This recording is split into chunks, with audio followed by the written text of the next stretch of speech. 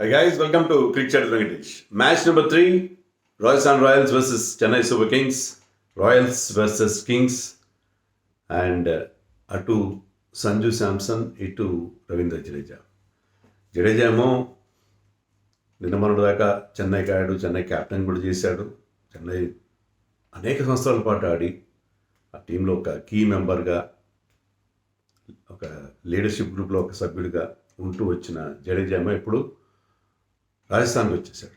And Sanju Samson అతను start చేసిన career Rajasthan రాయల్స్తో, వాళ్ళకి చాలా సంవత్సరాలు క్యాప్టెన్ చేశాడు. ఇప్పుడు అతను చెన్నైకి వచ్చాడు. ఆ ట్రేడ్ చాలా హై ప్రొఫైల్ ట్రేడ్, మనం ఐపీఎల్ చరిత్రలో ఎప్పుడు చూడనంత లాంటి ఒక ట్రేడ్. ఇద్దరు కీ ప్లేయర్స్ అటు ఇటు మారడం అనేది మంచిది, ఆ స్వాపింగ్. దాని తర్వాత వాళ్ళు ఆడుతున్న ఫస్ట్ మ్యాచ్. సో ఆ ఇష్యూ మీద ఫోకస్ ఉంటుంది. సంజు ఎలా ఆడతాడు తన మాజీ ఫ్రాంచైజ్ పైన, అలాగే సిఎస్కేతో అంత అనుబంధం ఉన్న జడేజా ఎలా పర్ఫామ్ చేస్తాడు అగేన్స్ట్ చెన్నై అనేది ఉంటుంది. దాని మీద ఫోకస్ ఉంటుంది. బట్ దీని మీద ఫోకస్ ఉంటుంది ఎందుకంటే ఎప్పుడు ఫార్మర్ ఫ్రాంచైజ్ మీద చాలా మంచి పర్ఫార్మెన్స్ ఇస్తూ ఉంటారు ఏ ప్లేయర్ అయినా సరే. అది జనరల్ ట్రెండ్ అది ఈ ఐపీఎల్లో. పాత ఫ్రాంచైజీతో ఆడినప్పుడు, ఫస్ట్ టైం ఆడినప్పుడు చాలా best, that brings the best out of them for reasons not known to me.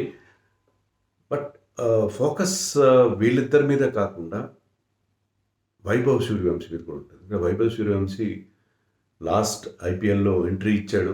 First మ్యాచ్లో 30, ఒక బ్రీజీ 30, ఎక్స్ప్లోజివ్ 30 కొట్టాడు. తర్వాత ఒక 40 కొట్టాడు. తర్వాత 101 balls, 101 in 38 balls, second fastest 100 in IPL history చేశాడు క్రిస్ గేల్ తర్వాత. అండ్ తన లాస్ట్ మ్యాచ్లో, ఆ సీజన్లో 7 మ్యాచ్లు ఆడాడు. 7 మ్యాచ్లో లాస్ట్ మ్యాచ్లో చెన్నై మీద ఒక 50 చేశాడు. సో ఒక 50, ఒక 30, ఒక 40, ఒక 100 ఇన్ జస్ట్ 7 మ్యాచెస్. అవి కూడా 200 overall strike rate, 200+ strike rate. So అద్దరు కొట్టేశాడు ఆ కుర్రాడు. 15 ఏళ్ళు, మొన్నే 27వ తారీఖున తన 15వ బర్త్డే చేసుకున్నాడు. 15 ఏళ్ళు కంప్లీట్ చేసుకున్నాడు. 15 years now is eligible to play for India also. So అతని మీద ఫోకస్ ఉంటుంది. సెకండ్ సీజన్లో ఆడతాడు. First season okay, first season surprise ఎలిమెంట్గా ఉంటాడు. బౌలర్స్ అతను ఇంకా అర్థం చేసుకోరు. కానీ ఈ సీజన్లో ఫ్రేమ్ బై ఫ్రేమ్ అనలైజ్ చేసి ఉంటారు కంప్యూటర్ అనలిస్టులు. ఎక్కడ వీక్నెస్ ఉంది, ఎక్కడ అతని లూప్ హోల్స్ ఉన్నాయి, అన్నీ చూసింటారు. కాబట్టి సెకండ్ సీజన్లో కూడా అతను ఫస్ట్ సీజన్ లాగా ఆడగలరా. ఈ తర్వాత ఐపీఎల్ ఆడిన తర్వాత అతను అండర్ 19లో కానీ, ఇండియా తరఫున ఆడిన ఏషియా కప్ వాటన్నిటిలో కూడా అతను ఈ స్కోర్ ప్lenty ఆఫ్ రన్స్. అదే దూకుడు ప్రదర్శిస్తూ వచ్చాడు.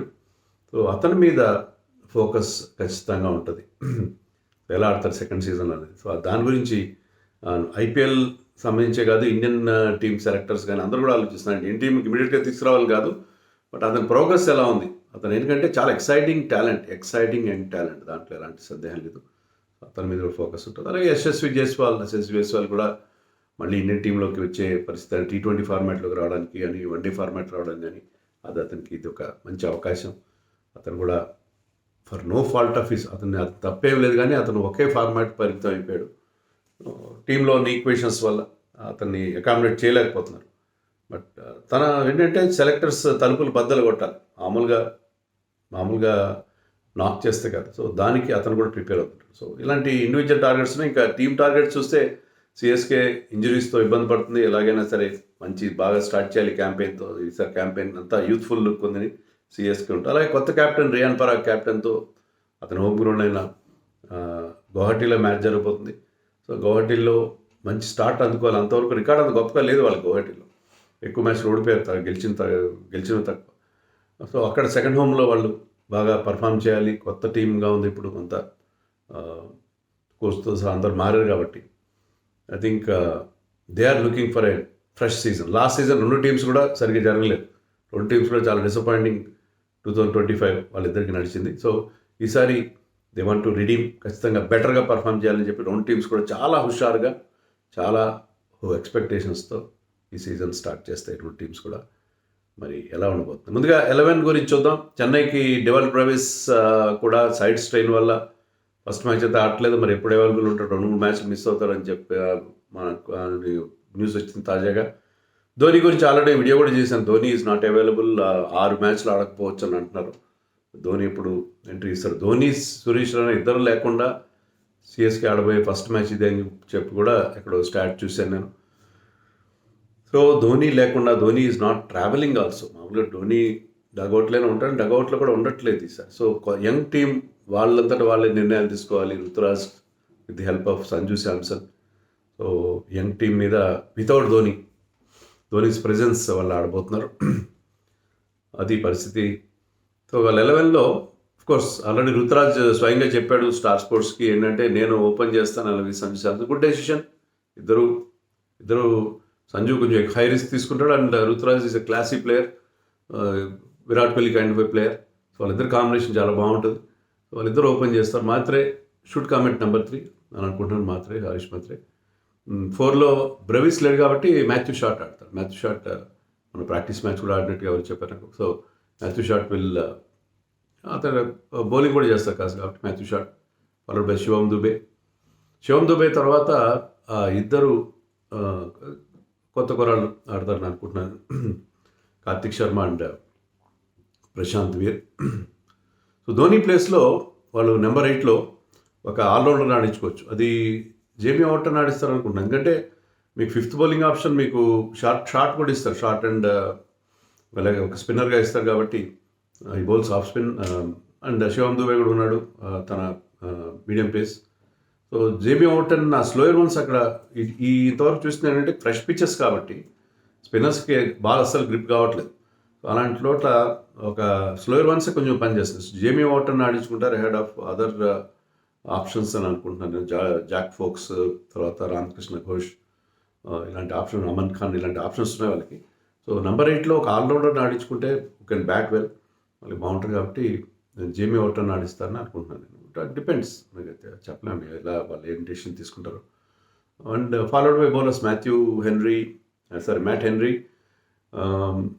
And Khaleel Ahmed, Noor Ahmad and Prashant Veer is already there. So మరొక పేసర్ అన్షుల్ కాంబోజ్ అనుకుంటున్నాను. ఇది చెన్నై కాంబినేషన్ 10-12 ఈ రకంగా ఉండే అవకాశం నాకు కనిపిస్తుంది.